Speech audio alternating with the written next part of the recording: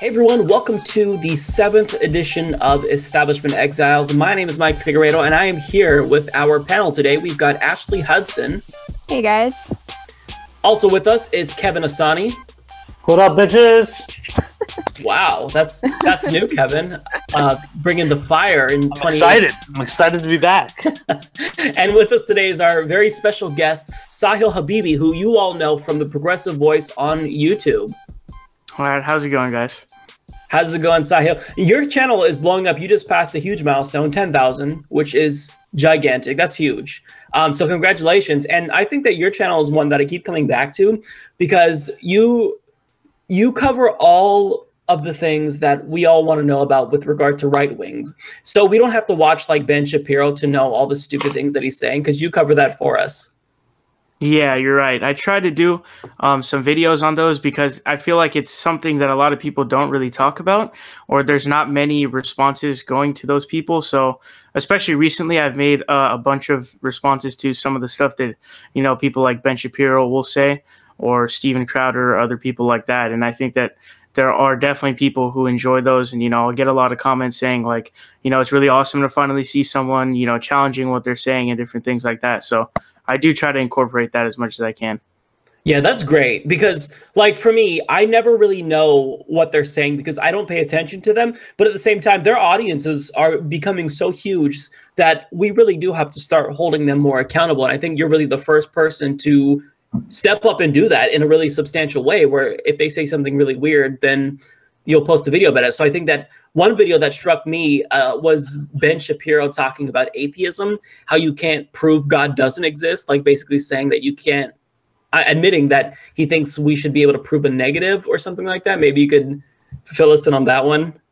Yeah, so that's actually something that's a very common thing that's said, and not just among people who are, you know, pundits or someone who's an apologist for religion, but it's just something that's constantly said. But again, you know, the idea of saying that it's just a very commonly debunked point of saying that you can't prove atheism because atheism is the lack of a belief in God. So you can't prove a negative. And, you know, it's like saying, prove that I didn't fly to your house and left. It's something you can't do. It's impossible. Right. And the burden of proof lies upon the person who is trying to assert something. And the people who are making the assertion are the people who are saying this religion is true. And I'm saying that they don't exist. So you have the burden of proof lies upon you. Right. No, that's exactly it. And I have to remind everyone, Sahil, you're only 17, right? Yeah. So by the time, by the time Sahil is my age, you're gonna have like a bajillion subscribers. It's crazy. Dude, I'm 30. I'm 31 years old, bro. I'm an old motherfucker compared to. Oh, you're 31, Kevin? I thought that I was older than you because I'm 30. I'm okay. also We're close then. We're close. How old are you, Ashley? I'm also 30. So Sahil is here with a bunch of old farts, and he's showing us I'm 30 in the first 5 minutes. Thanks, Sahil. Yeah, no problem. Making us look being foolish. around you guys. So, as you all know today, by the time everyone sees this, they'll know that the previous day, you know, the government shutdown ended after just 3 days. And hang on one sec. I think there's an echo coming from someone. I can kind of hear myself, but okay, I don't hear it anymore. Okay, so basically, there's a government shutdown that ended after 3 days. Now, I was anticipating that this would go on for potentially weeks, and it ended pretty quickly. And as you all know, this is because, guess what happened? Democrats Caved. they really made me believe that they were going to fight for a second, because they were trotting out all of the signs. You know, this is the Trump shutdown. You had Chuck Schumer basically saying back in 2017 that we're going to nail them. You know, we're going to hold them accountable. I'm actually excited about this opportunity. And here they are. Just it took them 3 days. I mean, the last time there was a government shutdown in 2013, I believe it lasted for 13 days. And we didn't even make it to day 3. And even basically on the first day of the shutdown, you had Democrats giving us signs that they were going to cave. You saw the tweet now from Dick Durbin basically saying we agreed to go along with the border wall. We have Chuck Schumer admitting, yeah, we tried to go along with Trump's border wall and he rejected it. So, I mean, they were already showing signs that they were willing to cave, but it's not surprising that they caved. But for me, I was still surprised that they caved this quickly. I thought that they would have held on stronger for Dreamers at least maybe like a week. But I was wrong. Are you guys surprised that they caved this soon, or surprised at all? What do you guys think? I mean, I don't know. I mean, honestly, like, I wasn't really sure who to blame at first. I mean, immediately it seemed like Republicans. However, something I thought was interesting, and it's not necessarily indicative of anything, but something I thought was interesting was, you know, the anniversary of Trump's inauguration was also the day of the shutdown, which is also the day of the Women's March. Yeah, I mean, and maybe it's just me, but something seems a little possibly orchestrated there, or maybe not. But anyway, I guess what I'm saying is I think both parties were just kind of posturing, to be honest. I think, and I don't know, maybe they were trying to take the focus off something else. I guess I am a little surprised that they caved this early. I figured they would let it go on for a while because, you know, what better than to create? Yeah. You know, there was a great point that Cenk Uygur made on one of the, I think it was one of his segments that he was talking about before the weekend, obviously, and he was talking about how a lot of the donors for the Democrats are unions, and the unions work. The people that are in unions work government jobs. So when they're working government jobs, they obviously need to, they need to be able to work. And if the government is shut down, you can't work. So he said that it's possible that a lot of the Democratic donors or Democrats are caving to their donors and what they want to do. So all the union type donors. Yeah, so I'm actually not surprised at all that they caved, and it's kind of because we already know what the Democrats do, and it's kind of their thing almost. Yep. They constantly are caving, and I was honestly a bit surprised that it even lasted this long. And as you guys are probably know, my understanding was they even gave Trump what he wanted in terms of his defense funding as well as the border wall funding. Yeah. So really, I mean, it's not that I'm surprised it even lasted this long, to be honest, because the Democrats don't really put up much of a fight, and they didn't really fight for Dreamers much, but no. I definitely didn't expect them to. And I think that politically it puts the situation in a very interesting situation, because I think the scope of who to blame becomes really important politically. But the polls showed that people would blame Republicans in Congress as well as Trump. So, I kind of go back and forth on this one. Yeah, I think that's a legitimate point, though, because blame is basically a huge part of the discussion when you look at the media. They're talking about blame. When you're looking at basically anyone talking on the Senate floor, be it Mitch McConnell or Chuck Schumer, they're talking about who to blame. And I think that, for me personally, I think that this undoubtedly lies on the Republicans to blame, because first of all, think about the 2013 shutdown. Why did that shutdown occur? Well, basically, it was because the Republicans were being unreasonable. They wanted Obamacare to not fund Obamacare, or they wanted Obama to not fund Obamacare. Yeah, that's completely unreasonable. This was something that was passed, that was going into law, so of course it was going to be funded. So that was unreasonable, and the government shutdown then was completely unnecessary. But now we have a situation where Republicans don't even have enough Republicans to approve of their budget. So knowing that, you're going to have to come to the table with Democrats and say, look, I understand that, we need to actually just fund the government for more than a couple of months this time, maybe pass the annual budget, because that's what you're supposed to do if you run the government.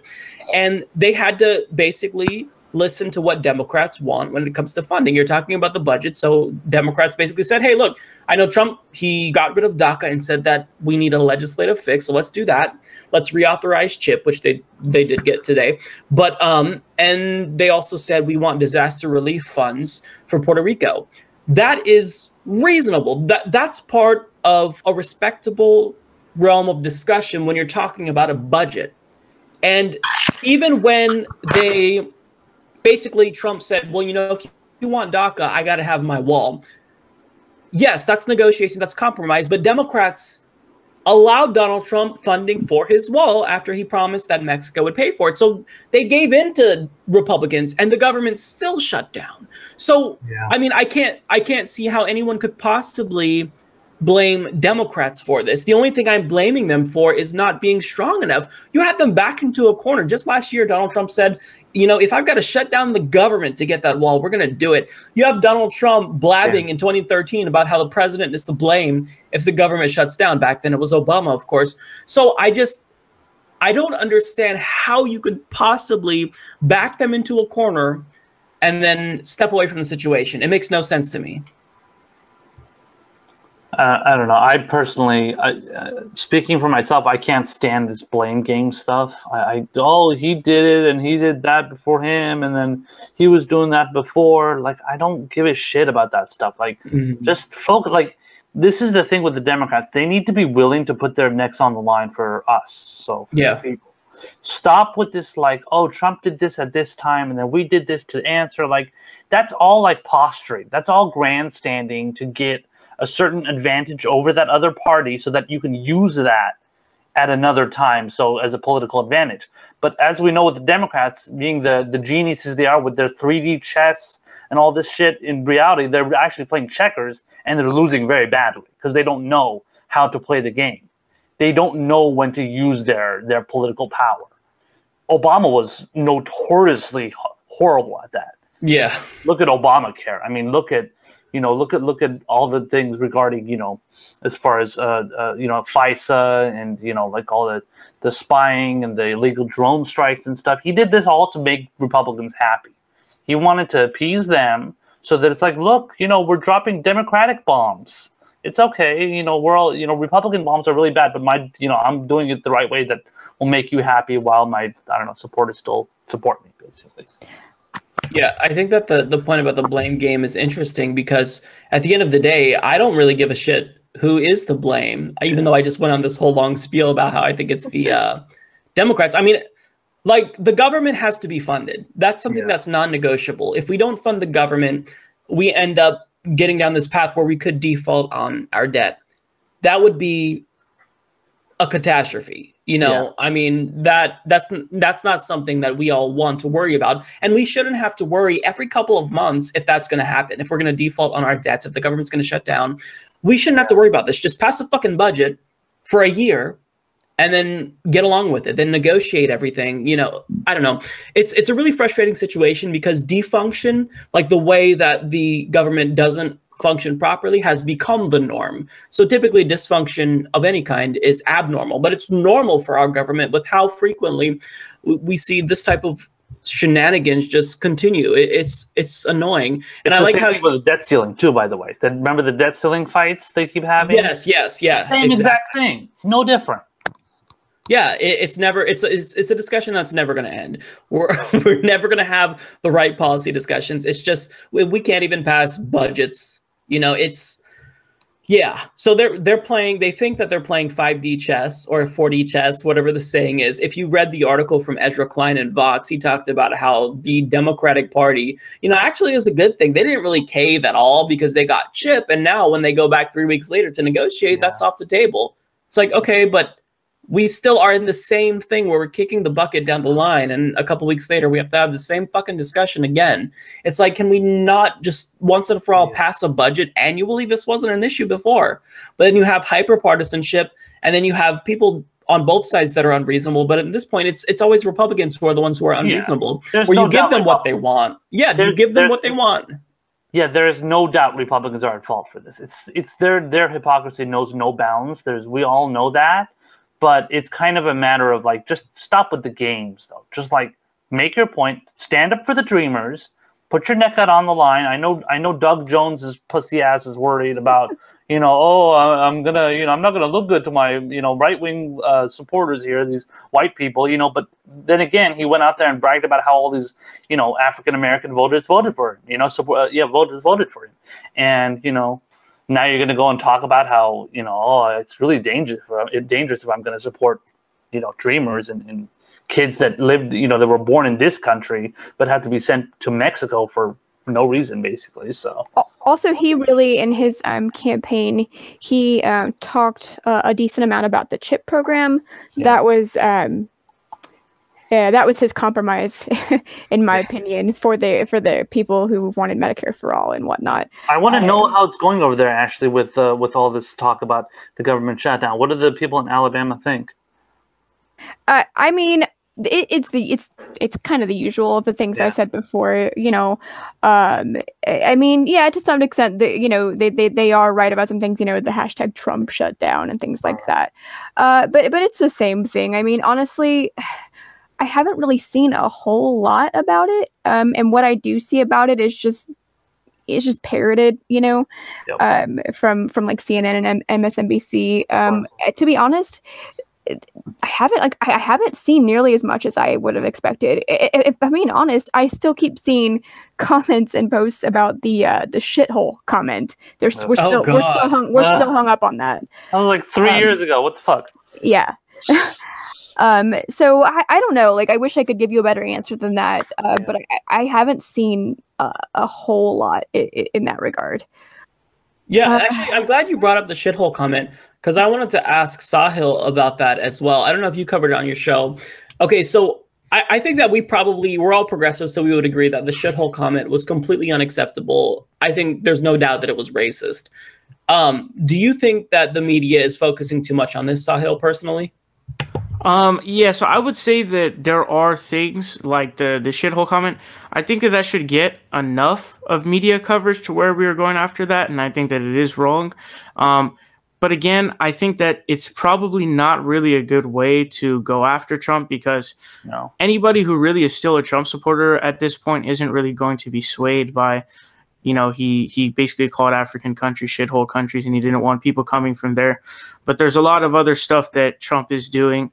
You know, I remember that he was halting the cost-sharing subsidies, which would basically make insurance companies get out of the exchange and essentially destroy Obamacare. And things like that don't really get as much coverage as comments that he makes, like, you know, calling African-American countries shithole countries. But it should get some coverage, but I think that we should focus on other things that are more important. Yeah, I agree with that. It's basically, it's superficial. It's something that you can attack him on that's easy. You don't have to do any real in-depth policy analysis for it. You just, you know, you pretend to be outraged, and then that's that. But I mean, really, one thing that I can't understand how the media wasn't obsessing over, because I was really frustrated over this, was the vote to give Donald Trump basically unlimited spying powers. They expanded his ability to spy on Americans and violate the Fourth Amendment. And Democrats went along with this. Actually, Doug Jones went along with this. I mean, 55 of them. Yeah. And Doug Jones is one of them. Yeah. The resistance is strong. Yeah. I don't know if you guys saw an Onion article. It talked about how it was from the position of Nancy Pelosi. It was a fake quote from her about how now that we really have to stop Donald Trump's authoritarian tendencies, now that we gave him more power to be authoritarian, or something like that. It was perfect. It was absolutely perfect, because this is what, okay, I don't know who wrote the article, so I can't credit this individual. I don't think it's an article. I think it's just a headline with a picture. No, this is no, you're right. This is a different. I tried to look for the article. I couldn't find it. Oh, okay, go ahead. No. I was going to say about resisting, kind of getting back to the government shutdown, about how if there's any time, maybe it was in Slate, if there's any time to resist, what better time to resist Donald Trump, the Republicans, during a government shutdown, when you back them into a corner and you have the American people on your side. I mean, the overwhelming majority of Americans want to protect Dreamers, and they backed away from it. So I mean, we have to just take a moment here and have a moment of silence, maybe, for the resistance, because it's dead. What resistance is there at this point? I mean, there's no resistance. It's all symbolic. It's all symbolic, and it's meant for like, it's almost like meant as like a invisible person that you have to imagine is standing there, you know, blocking Trump's way. Like, it's almost like Neo from the Matrix, you know. He's just holding up his hand, and like you need to be like resisting all the stuff that's coming at that person. Like, it's just not that whoever is leading the resistance, there is no leader of the resistance, but they keep pretending like there is a resistance with this whole Women's March thing. I know Ashley wanted to talk about that, but this Women's March thing, like, okay, like it's great, that's awesome, but I mean, what are you doing though? You're just marching. But what are you marching for? You know what exactly. Well, okay, before we get to the Women's March, I want to say, first of all, the resistance in general, anyone who purports to be from the hashtag resistance, they remind me of a Chihuahua. Like, if anyone has ever had a Chihuahua, basically the main characteristic is that they have a really big mouth. They bark at everything, but at the end of the day, you know, they're scared because, okay, so for example, my mom has a Chihuahua. He's very tiny and he barks at all the other dogs, but the minute they run up to him and like try to check him, he cowers in fear. That's kind of the resistance. That's the way that I visualize them. And before we get to the Women's March, this is kind of something that I've been wanting to ask people more and more during interviews. So I asked Sahil first, what would you grade the resistance? You know, if you could grade them F through A, what would be your grade? Would they pass or fail? So I would probably give them maybe about a D. I was going to say that I'd give them a D too. And that not being an F just because we were able to so far stop them from repealing Obamacare. But other than that, really, that's pretty much it. And I thought that you brought up a good example of them giving Trump more power to unconstitutionally spy on Americans. But otherwise, you know, the tax bill was passed through, and so they weren't even able to. They weren't really able to stop that. So I would have given them a D. I would have gave them an F if if the repeal of Obamacare did pass. But because that wasn't passed, I guess I'll have to give them a D. Yeah, well, the individual mandate was repealed through the tax plan, but in general they did. Yeah, you're right. I think they did do a good job at stopping the numerous bills. I mean, I don't even know how many was there, like 6 different Obamacare repeal bills where they just would have completely repealed and replaced it with some other horrible plan. Yeah. So that is a good point, to be fair, to bring up, that they did do an adequate job there. But I know that Ashley wanted to talk about the Women's March. But before we get to that, because I know Ashley wants to be critical, I'll say first of all that I'm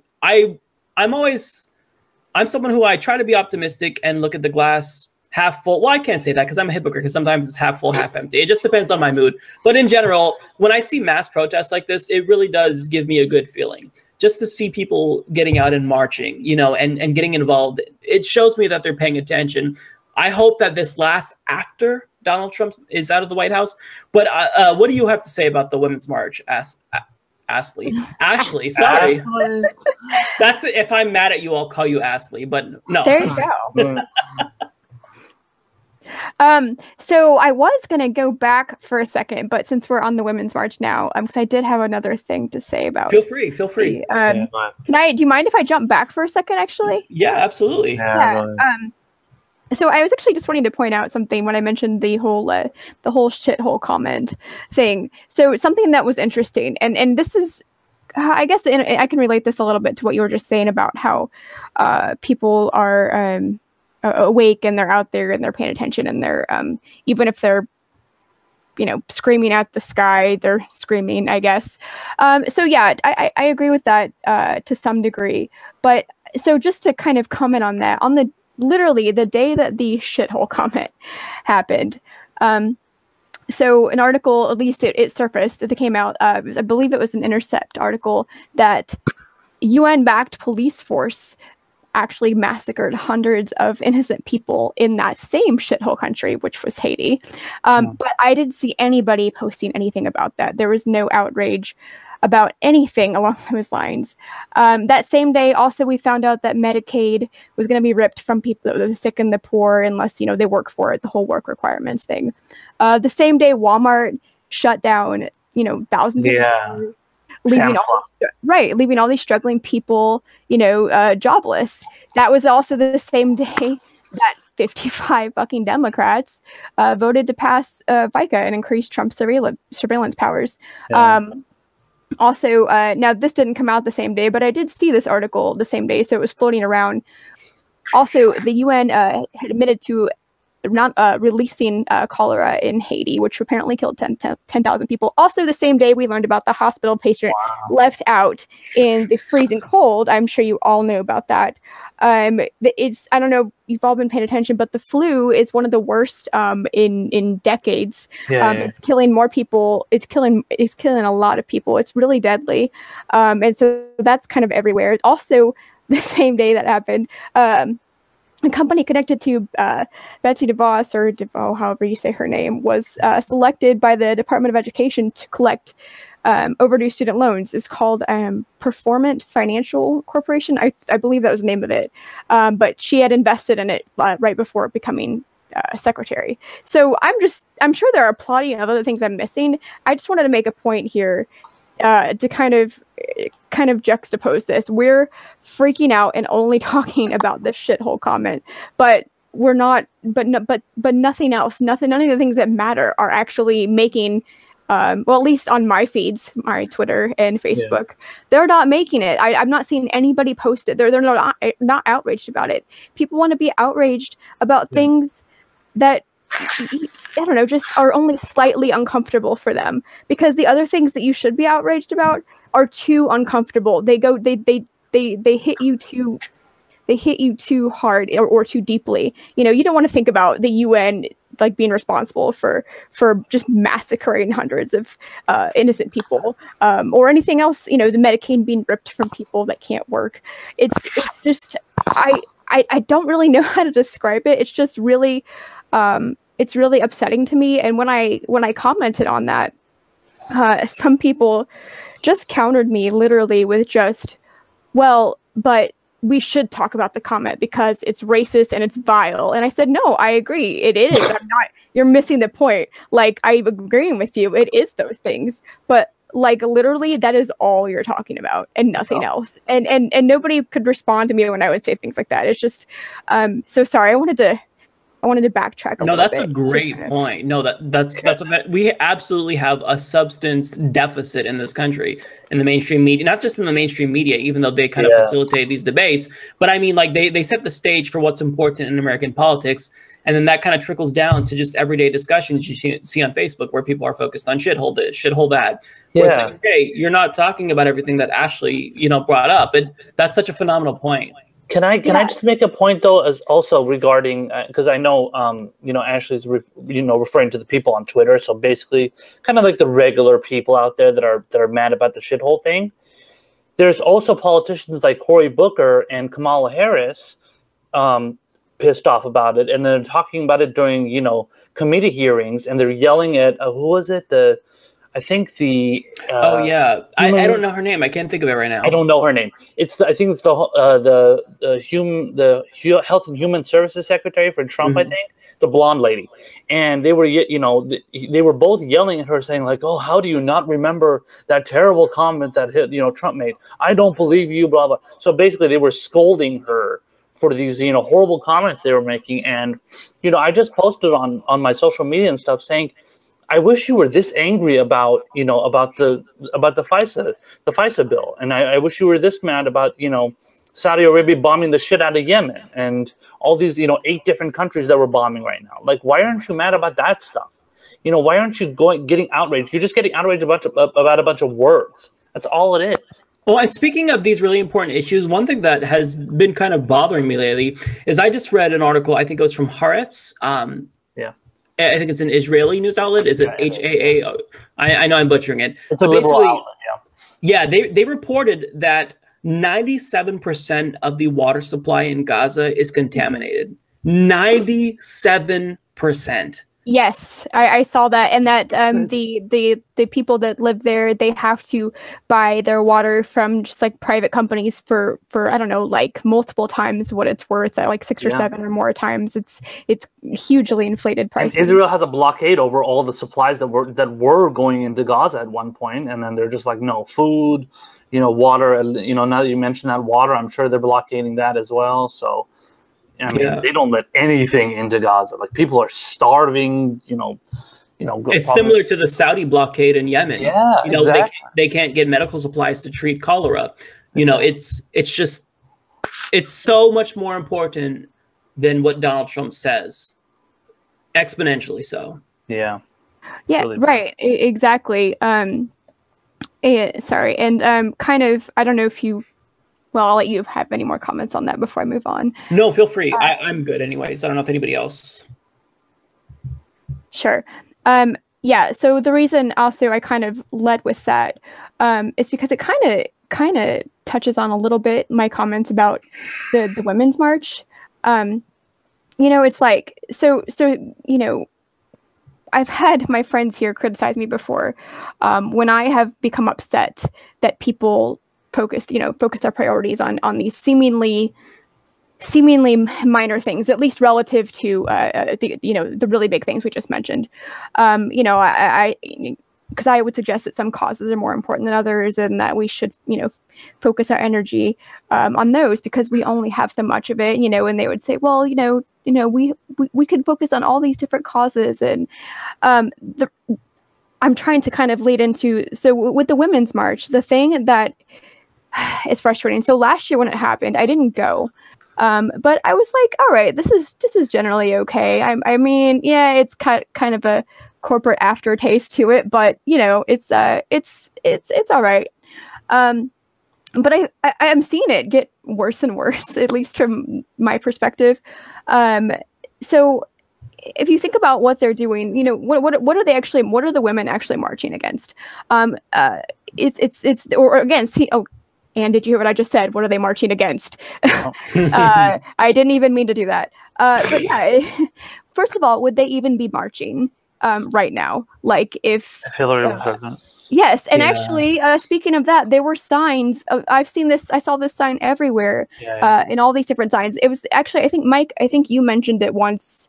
It was either in one of your shows or in one of our podcasts. But I've seen this sign everywhere now. Again, the whole if Hillary won, we'd be to brunch right now. Right. I've seen it resurface, and it's everywhere. Ugh. And I was like, how privileged do you have to be to? I mean, because first of all, it's if Hillary won, you wouldn't even be out here marching. You wouldn't be out here marching. Because in that, to me, that just says you're not marching for something. You're marching against something. You can't actually march for any principles. You have to have a villain. You have to have a rival, and that's not how movement should be defined. And admittedly, I'm taking some words from a friend here that just said something that I really agreed with. But she said that a movement should be defined by its principles, not its rivals. And I wholeheartedly agree. And because the thing about these movements is they're really dependent on one person. Like I said, that's the villain. And without the villain, their movement's meaningless. Like I said, would there be this movement? Would the Women's March even be a thing if Hillary won? No. Yeah, exactly. I mean, I think no as well. Because they would think, they would be like, oh, Hillary's in power. Everything is wonderful. No, women don't have to do anything to find anything. Exactly. And what are they even trying to do? It's like they put all this time and money and resources. We invest all into just, we hate Trump. I mean, I wish they would put even a quarter, a tenth, a fraction of that energy and time and money into, I don't know, Medicare for all marches, environmental, or climate change, legislation marches, things that actually have a tangible, objective. I miss the days of like the Iraq war protests. I mean, at least it was something. Those were fucking awesome. Those were the days when people were standing up to like true power. They were standing up against the powerful, and like they were. And I remember the establishment was scared out of their mind. It was crazy. Right. Because also, and that's a good point, Kevin, because they were actually fighting against a specific issue. It was a specific. And this was an issue that people agreed on. Everybody was like, "Yes, the Iraq War. We got to kill the terrorists." But like the women are marching for. So let's say hypothetically, the women seems like they're fighting for the Me Too movement and against sexism, against sexual harassment. Everybody is against that. Is anybody like going out there and saying like, no, there's no sexual harassment happening. No, no women are being, treated unfairly. Everybody agrees with that. So that's why the march doesn't really make a lot of sense. Right. And when you ask some of the people that go to these or attend these, they don't, from what I've noticed, there's not really a good answer. Like there's not really a good consensus as to the objective of the march. Some people have said, oh, it's a spiritual thing. It's we come together and we stand against, sexism and racism and all the isms and, and it's like, okay, that's fine. But think about how much this has grown, about how much this has become, I don't know how else to put it. Just basically a corporate thing. It's not grassroots anymore. I mean, if you look at how it's put together, I mean, there's so many people that you see all the signs that are purchased. Like I'm not seeing nearly as many handmade signs either this year. Well, I'm sure it's heavily funded by Soros. It has to be. Well, it's becoming commercialized, is what it is. Yes, that's the word I was looking for. Yeah. Yeah, I think that you're making a really powerful point, and just ahead of criticism that we may receive because we're criticizing it. I think it is important because the point about basically only creating a movement around an enemy, that is a hollow movement. I mean, because enemies, they only exist for a limited amount of time. Donald Trump is only going to be in the White House for 4 years, 8 max, right? Probably 4, knock on wood, if we're lucky. Yeah. But, you know, once he goes away, then what? If Hillary would have won, like you guys said, I really don't think there would have been this big women's march, because a lot of neoliberals, and this is a straw man, I don't know for sure if this is their position, but this is how it seems to me at least. They feel as though women are equal so long as they break different barriers, right? So if Hillary would have shattered that last glass ceiling, then women would have been equal. But since they didn't, then women are still not equal. But even if Hillary did break the glass ceiling, that doesn't really capture the full struggle of the American woman. And I don't know what that entails fully because I'm not a woman. But when I think about the struggle that women have to deal with, I think about single mothers. You know, my sister was a single mother for a really long time. I think about issues like access to female health care, access to abortion in Republican states where they have one abortion clinic. That's unacceptable. No, that's completely unacceptable. It's basically banned. Abortion has been effectively banned in those states. To be fair, women do they do address those issues, you know, a lot. Sure. A lot of the women that are, they're women's rights activists. So they're the legit activists. So I think like the Cecile Richards types who runs Planned Parenthood and stuff, you know, she's generally pretty good in that sense. And the women that are like going against like guns rights because a lot of their children, God forbid, but they were killed in the Newtown massacre and stuff. So a lot of those women are becoming activists. So the women seem, and I love the idea of women going out there and fighting against the establishment, fighting against, again, guns rights issues, like you said, women's reproductive rights. That's a great issue to go after. I totally agree with it. I mean, I'm not against it at all, and I've always been in favor of that idea of feminism because I love that. I just don't think that Donald Trump should be made as the face of feminists to hate. Yeah, he shouldn't be the catalyst for any type of activism, because the catalyst should be the issues themselves in general. Issues based, exactly, not a person. An issue. Yes. Issue or issues should be based on that, not just this really boogeyman that we hate. Yeah, everybody hates. I mean, what is his approval right now? Like 32% or something? Yeah, he's not. 2/3 of the country, well, a third of the country likes him right now. That's horrible. I remember Bush took even longer to get that to that point. So it's like, yeah, and actually, we should also clarify too that this doesn't, what we're talking about, like the more commercialized version of the Women's March, that doesn't represent the totality of women marching. I mean, there are people who are there because they truly believe. I know a lot of progressives that attended, but just generally speaking, I think that Ashley's making a good point. I know you were going to say something, Sahil. Sahil, go ahead. Oh yeah, my bad. I was just going to say that the point I think that is pretty important is that the kind of commercialization, as it was put, for the Women's March is probably not really a good move because people really start to question what they're marching for, and there's not really much of an answer, and it's difficult to get an answer. And I think that a lot of those people become people who are just people who are neoliberals. And I know that Kevin brought up Planned Parenthood, and I thought that an interesting point about that was during the primary, the Democratic primary, Planned Parenthood actually supported Hillary Clinton over Bernie Sanders, even though Bernie Sanders was better on those issues. So a lot of times we see these kind of movements, either they get hijacked or they're just being misled or however you'd like to put it. But by the way, I don't want anybody to forget this. Also, that's a great point by Sahil. But remember that I think it was the Planned Parenthood Action Committee came out and said like, oh, Bernie doesn't care about our us having rights. He sees our things as our issues as identity politics, and he puts them aside. And they were coming up with all this shit about like he doesn't care about about the women's movement and the women's having. Well, you know why that was, right? It was because Cecile Richards, the president of Planned Parenthood, her daughter was working for Hillary Clinton's campaign. Bernie Sanders' Medicare for All bill would render Planned Parenthood useless. The services, which I don't necessarily, I think that's how they see it, to be clear. I don't necessarily think that Planned Parenthood would be useless, but they see Medicare for All as an existential threat to their existence, because if women have access to the services that Planned Parenthood provides everywhere, and it's more widely available, then that might kind of threaten their bottom line. So this was motivated actors. I mean, the same thing with the it was the Human Rights Campaign that endorsed Hillary Clinton over Bernie Sanders, which was preposterous to me. I think you and I spoke about that. You and I spoke about that, Mike. I remember when it happened. Yeah.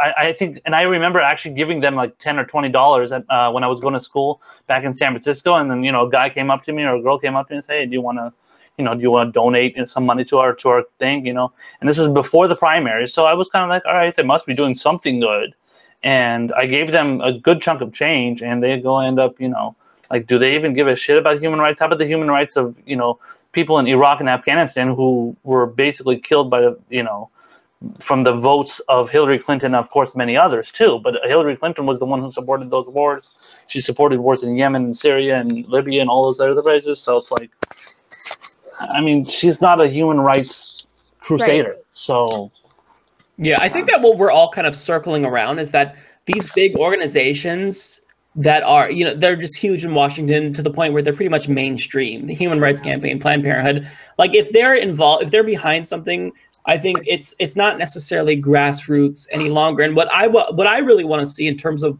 the Women's March is I really do, like Ashley said, I want to see it just fully grassroots. Like, I want this to be for the people. I don't want it to be commercialized. I don't want to see Walmart selling, the pink hats. I want this to be a real, a movement that is fueled by anger. No, I don't know. I don't know if they're, I don't know if Walmart's selling the hats. I don't think they are.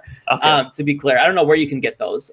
But, just for example, like, I don't want this to be something that's taken over. Like, how, the Republicans talk about the war on Christmas when, all these stores, they put out Christmas decorations like from the beginning, and the holidays become so commercialized. I don't want politics to be commercialized, like Christmas, for example. I want it to be authentic, because that's when it has that staying power, Right. Yeah. And I, the thing is, I would like to see it, broken down into issues. And I will give to the credit of some smaller groups, I did notice there were some, less vocal, it wasn't their fault, but they just weren't given as much of a platform. There are less vocal groups within the Women's March this year.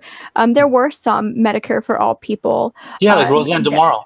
There were some Indigenous rights women people in there, and there were some, I can't remember all of them, but there were some other ones too that actually had more specific goals, which I applaud them for that. I think that's okay. I think that's good. But the thing that kills me is that, so like, and if we want to talk about women's issues, like, why don't we talk about poverty? I mean, literally, one of the factors that put you, at risk of being in, the lower socioeconomic status, literally is just being a woman.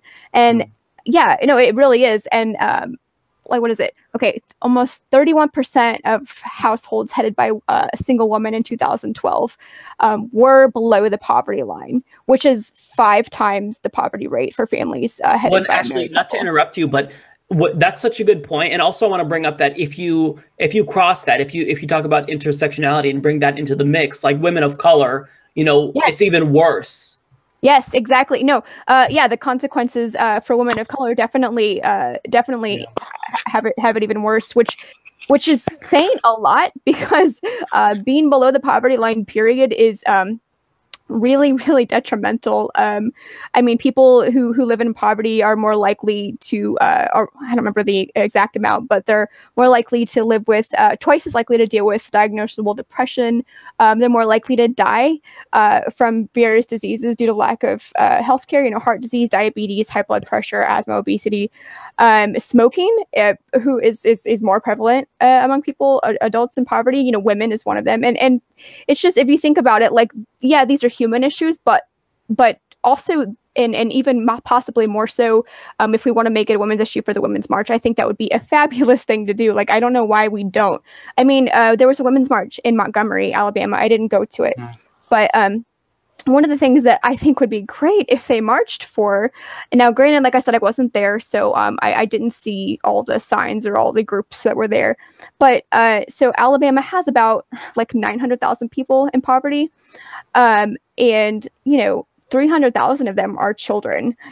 Like, and we're the fourth, it might be third now, I can't remember, poorest state in the country. Like, why can't we march for that? I mean, we also have the fourth highest infant mortality rate, and also for mothers, we have a higher mortality rate for mothers too.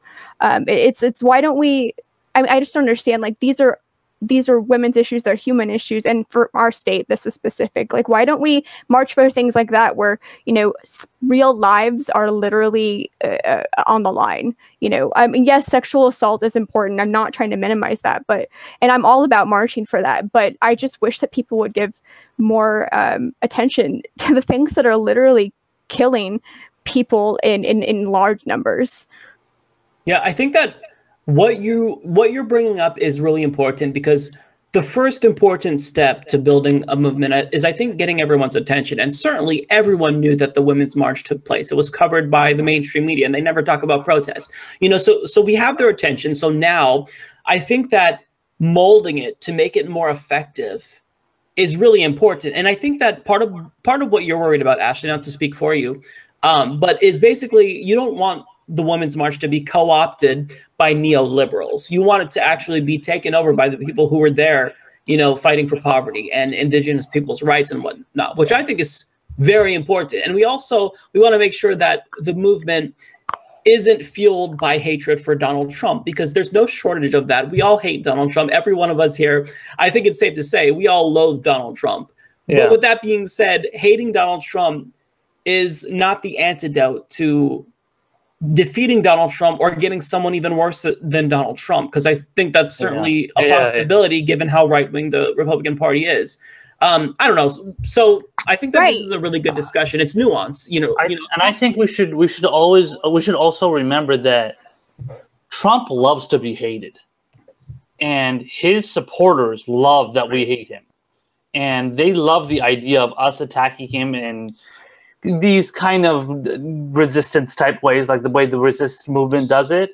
They love that. Oh, like, I don't know, he's a golfer and he's a fat guy and he's got a weird hair and stuff like they love when we go at where our side at least goes after him for those kind of things, instead of actually going after him on substance.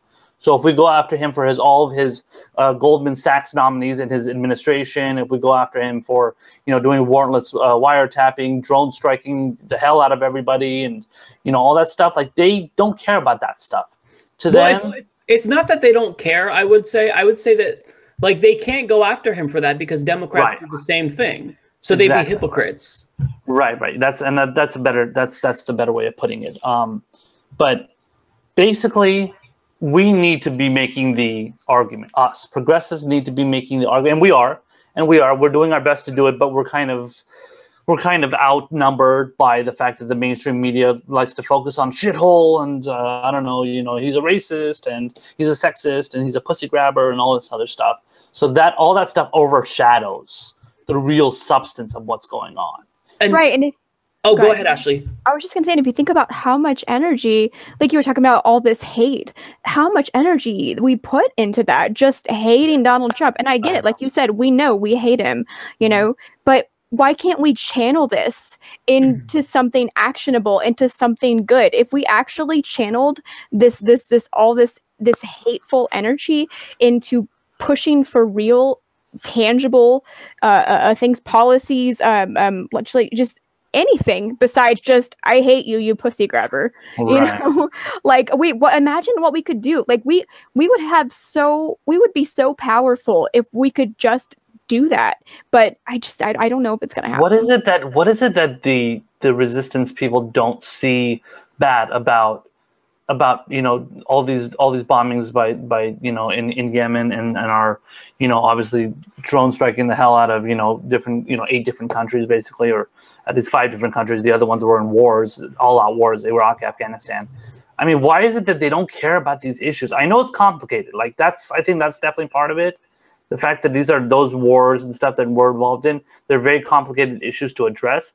But what is it that they can't focus on that? Like, do they not care about the lives of of brown people?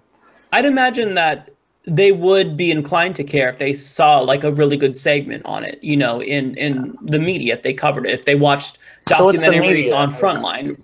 I think it's multifaceted, right? Because part of it is, yes, the media is definitely to blame because the media sets the stage for what people think, are important issues. They can raise the salience of particular political issues. So if they talk about Yemen nonstop, Yemen's going to become an issue. I mean, Fox News proved this with Benghazi. They talked about Benghazi over and over and over, and suddenly everyone was talking about Benghazi, even though it was it was fucking fake. It was stupid. It was completely fake outrage. That is what, even though I hate the word nothing burger, that was pretty much a nothing burger. It was unfortunate, but I mean, to suggest that there was criminal wrongdoing is preposterous. It's weird. But what was I going to say? God damn it. I was going to get on a really good point too. I forgot what I was going to say. Fucking resistance. I was going somewhere that was going to be so great, and it could have been the grand finale of this chat. Not to toot my own horn, no. But okay, I lost it, guys. That's all right. Yeah. So I wanted to talk about this Oprah stuff. I know Ashley wanted to talk about this whole Oprah thing. I know it's a very old news that happened now. A week ago. Because I didn't actually get your guys' take on this, and I don't know what Sahil thinks about this too. Because I talked about it, but I'm excited about what you guys have to say about Oprah. Are we all for Oprah 2020? I know I'm going for it. Yeah, Oprah and Biden, I guess, or Trump and Oprah, since he apparently said that he'd pick her as a running mate. Yeah, that's right. Yeah, just really quickly, if you guys don't mind, I just had one more thing. I'm literally, and I can't take credit for this, I literally saw this like in a graphic that someone else made, but I thought it was really descriptive. Just one more step back, a women's march. Someone made this picture of Debbie Wasserman Schultz with two women wearing the pink pussy hats next to her, and then they put the words over it. They said pink washing election fraud. I think that's an old picture. Pits feminists against democracy, and I was like, holy shit, that is brilliant. That's exactly what it is. That reminds me of somebody took a selfie. It was the first women's march. I think it was on Snapchat with the captions, like basically she had a photo of herself with Debbie in the background. And she's like, Debbie's out here marching like she ain't responsible for this shit. Like, it was so fun. I've seen that. Yes. No, you're exactly right. What were we? Were we moving on to Oprah? I'm sorry. I derailed. Oh, I'm sorry. Can I say one more thing? Yes. One more quick thing I have to say about that. And then I actually just wanted to mention too. So some people I know in New Hampshire are working with a congressional candidate, Mindy Messmer, I think that was her name. Anyway, she was supposed to speak at a women's march over there, and she got pulled from her speaking spot because her opponent just basically, just wants to win and wants to buy her seat, anything. But basically, the opponent ended up saying that if the progressive candidate wasn't pulled, that she would go to the press and like smear the event and everything. So basically, there was this big progressive pushback. Me and some other people were, they did more than I did. Were calling, sharing the story and links and whatnot. And it actually, I have an article link if you guys want to see it. But she actually got re-invited, and then she also got invited to another speaking event. And I just wanted to throw that out there. But that's awesome. Yeah. Sorry, backtracking again. Okay, Oprah. Yeah. So I don't know. So as far as Oprah goes, obviously, no.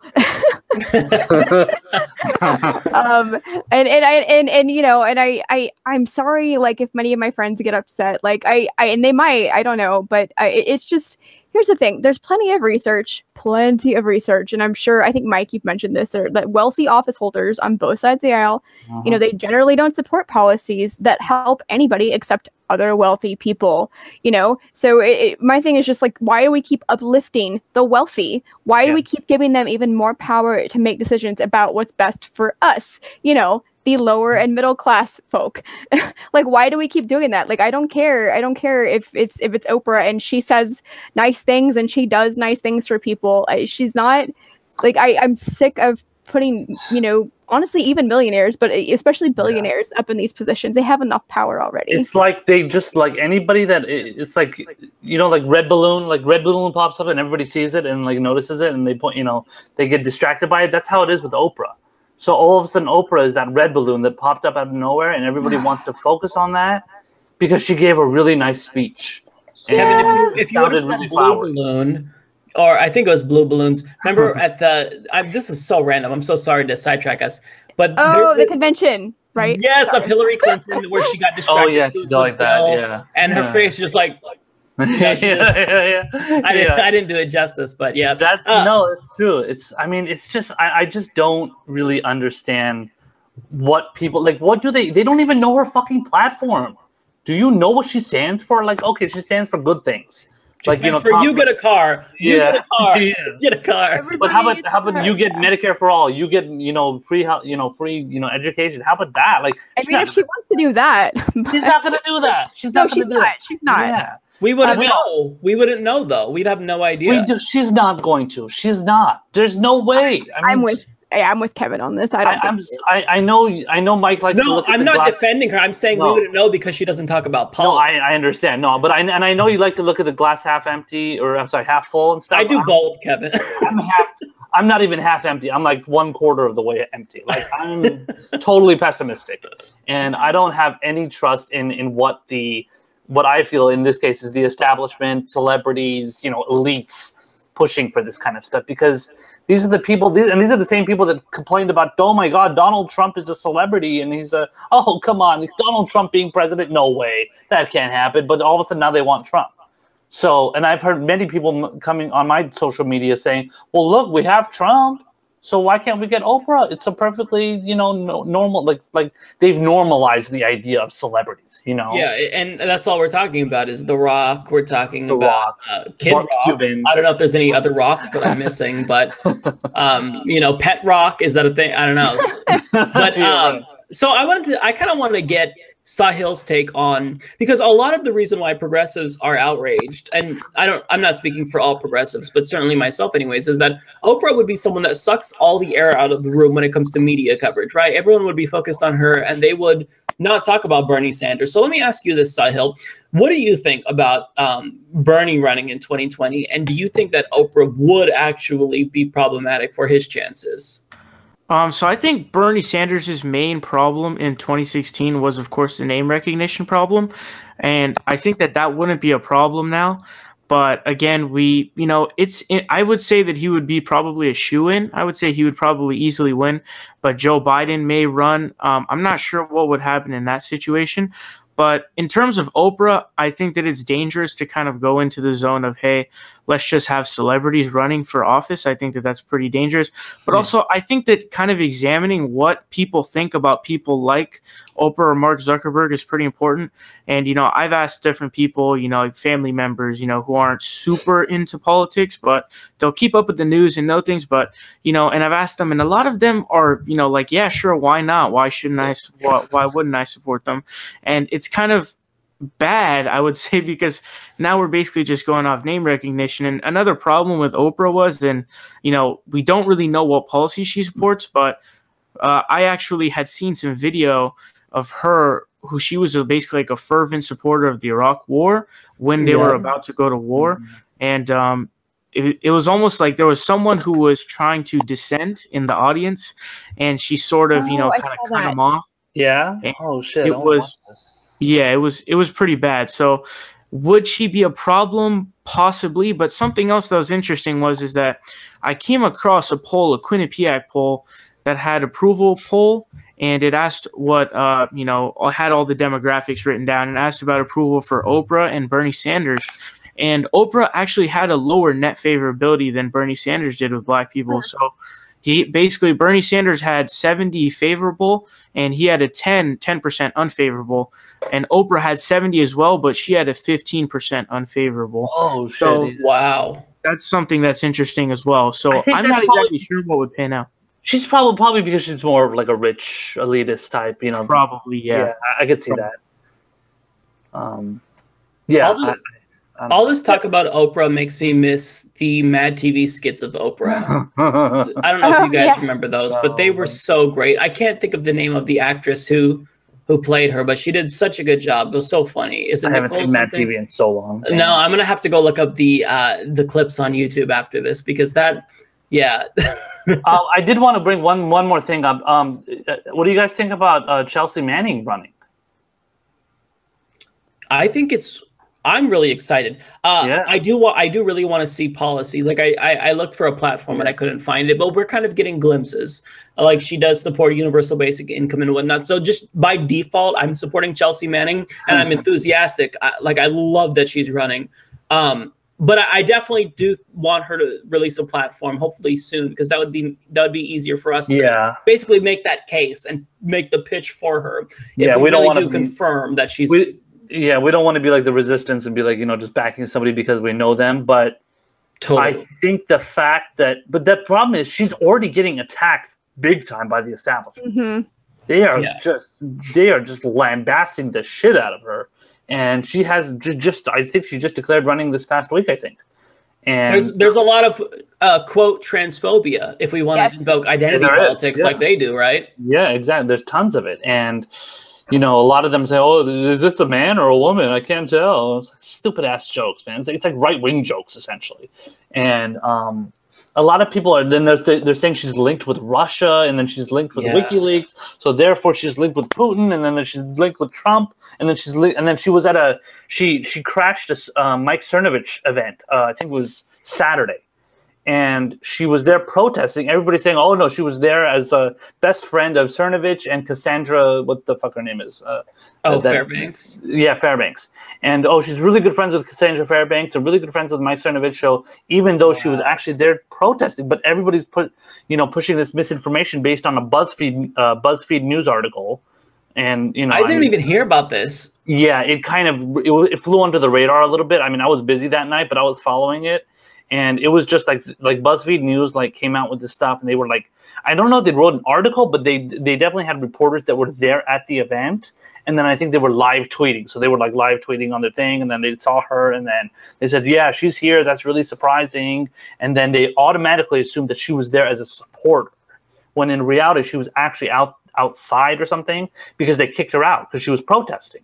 Okay, BuzzFeed has got to get their act together, because they also were the ones that reported on a rumor that progressives were trying to purge women of color from the DNC a couple of months back. Do you guys remember this? Yeah. Oh, yeah, women of color, and wasn't there also, oh my gosh, I'm trying to remember, it wasn't just women of color, but it was all these different progressive. Oh my god, I can't believe I can't think of it. But yes, that was what was trying to happen, I believe. Yeah, but BuzzFeed is just. I mean, although it's like the Daily Beast, basically. I mean, honestly, they're BuzzFeed. They're every once in a while they'll have a brilliant geopolitical analysis. I remember back in 2014, I read this long article on the Russia-Ukrainian situation right after they annexed Crimea, and I was like, that was really impressive. That was thorough. This author did their research. I can't remember the name, so I'm sorry for not being able to credit it. But a lot of the times it's just when they're trying to get into the news situation, they're very irresponsible. We'll say that. I don't want to say they're being intentionally misleading, but they need to be clear, so people, they know the context, they know what's happening. Well, remember BuzzFeed initially, when BuzzFeed came out as a news source, quote unquote, it was always kind of reporting on celebrity news. It was kind of this gossip site. Right. And it's 28 ways to make your hair really beautiful or something. 28 Disney character GIFs that showcase how pissed we are at nail polish being removed, some shit like that. Yeah. So, I mean, and then all of a sudden they want to delve into news because they see that there's a big, kind of demand for that. So it's let's talk about politics now. So, and then they do it. And then what do? They basically report everything based on gossip. So they basically report the way they do gossip, celebrity news, they do it with politics. Yeah, because it's trendy. Yeah, exactly. But we don't need a TMZ style political website. No. We just need objective reporting. So that unless anybody has anything else they wanted to talk about, then I think that we'll go ahead and wrap right here. I do have one thing really quick, actually. I was just going to ask, did any of you get that email from Twitter? Oh, I heard about that. I heard a lot of people. I don't think I did. You did it? I got it. Oh shit. Yeah, it was I was trying to pull it up actually just now, but it was it was basically saying Twitter, it was an email, and actually I think Jimmy Dore just did a show, he also got the email, but basically it was saying we wanted to let you know that you were one of the people that is somehow connected to Russian accounts because you either shared something from a Russian account, or you retweeted, or you liked something, or whatever. And yeah, so they sent emails to people that could have been affected by quote unquote Russian propaganda to as far as a commitment to their transparency. No, this is a real thing. I'm trying to find my email right now. Email now, and I'm checking in the spam filter because that's probably where it went. Where I sent everything from Twitter, but. Yeah, it was kind of I wanted to bring it up, I know, because it's kind of a big deal. I was like, wait. And so apparently, because I was watching the show with Ron on it, Ron did not get one. He was a little disappointed. That's surprising. But there we go. The title is Information Regarding Russian Influence Campaigns on Twitter is the title of it. I don't want to read the whole thing to you. Yeah. But yeah, it's ridiculous. Yeah. Here, I'll just read the first paragraph just so you can see. So, as part of our recent work to understand Russian-linked activities on Twitter during the 2016 U.S. presidential election, we identified suspended a number of accounts that were potentially connected to a propaganda effort by a Russian government-linked organization known as the Internet Research Agency. Yeah. Yeah. And so they sent this, there's a lot more to the email. They sent it out to people who were supposedly affected by it, which is really interesting, actually, that's the case. And I'm trying to figure out what they're considering Russian linked accounts, because I don't know if you know this, but if you go make that shit up. They make that shit up. They just so pull it out of their ass. Their policy, like, this is legit.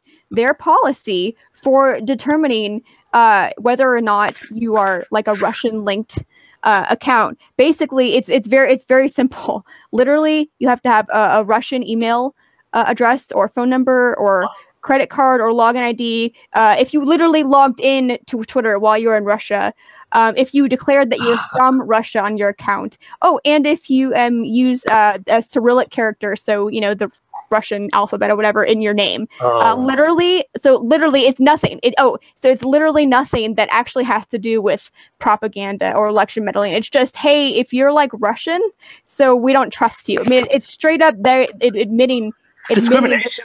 It's admitting this McCarthyist, this red bait. Yeah, discrimination, definitely.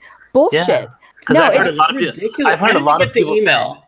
I checked. I didn't get it. So apparently they don't know that I am connected to Russia because my dog's name is Vladimir. Oh, you missed me. What's up? Yeah, what's up?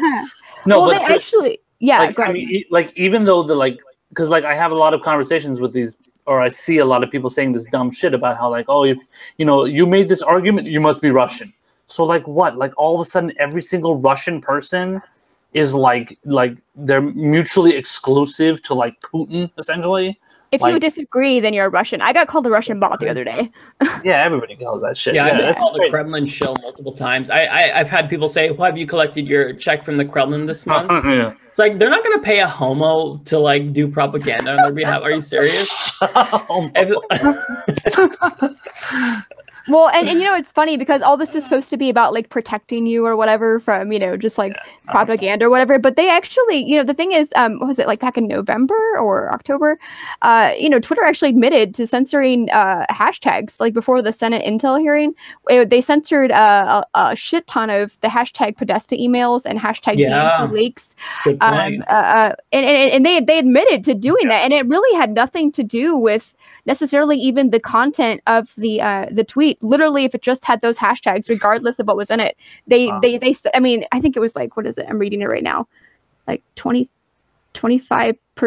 or something of all the tweets containing those hashtags. I think they censored. And that was for the Podesta emails, was 25%, and I think it was about 48%. It said of the DNC leak hashtags. So, yeah. Yeah. I'm gonna have to. I didn't know about this. I'm gonna watch Jimmy Dore's video on this now that you told me about it. Because I didn't know, and I didn't get an email, so now I kind of feel excluded as well. Like, am I not big enough yet to get an email, or like what the hell? Honestly, my guess is that the people that maybe like, I think the good chunk of people that are receiving these emails are the ones with lower followers. That's me. So so no offense to you, but so like maybe with the people that don't have, like, because you have a ton of followers, Mike. So you got a ton of followers. You know, Ron. Did he say he got it or no? He didn't get it. He did not, but Jimmy did though. Jimmy, so that's weird. Did you get this, Sahil? No, I don't think I did. I didn't see anything of getting that. Mike, I'll forward my email to you so you can see it. Yeah, I'm kind of curious now. I want to read it because this is. It's all over really Twitter, weird. Mike. Everybody's been getting African American people have been getting it. Yeah, it's crazy. That's embarrassing. I literally just forwarded it to you. So. Okay, thank you. Yeah, I'm gonna look at that because that's really weird. Yeah. So so I was just wondering if anyone else had gotten that. I thought that was yeah. Well, it's good to know you're a Kremlin shill, Ashley. I know. Poor Ashley. What the fuck? I feel bad for her though. But I mean, it's a badge of honor though. But shit. Yeah, exactly. Hating on one of our establishment exiles. Shit. Yeah, I mean, you know, me and my comrades. This is an attack on our podcast. So unless anybody has anything else to say, then if you want to follow myself, Ashley, and Kevin, you can visit estabexiles.com. You could find our links to our Facebooks and Twitters and YouTubes and whatnot, the Twitters. But for Sahil, if you can tell us where to find more of you, and also if you can just explain what your channel is about, because I really feel like you're doing a good service and people, they benefit by following you. So can you tell us about your YouTube channel and where to find you? Yeah, so youtube.com/theprogressivevoice should bring you to the channel, but I do like some different things. I like to cover the news, but I also like to talk about different things, like what certain people on the right or the left are saying, and, you know, things that will happen and certain issues that come up that I'll talk about. So it'll also be addressing arguments of other people, but a lot of the videos are news videos there. So you can follow me or subscribe to me on YouTube, youtube.com/theprogressivevoice, and follow me on Twitter @progressvoice. All right. Well, thank you all so much. Hopefully you guys enjoyed the episode. We will see you later.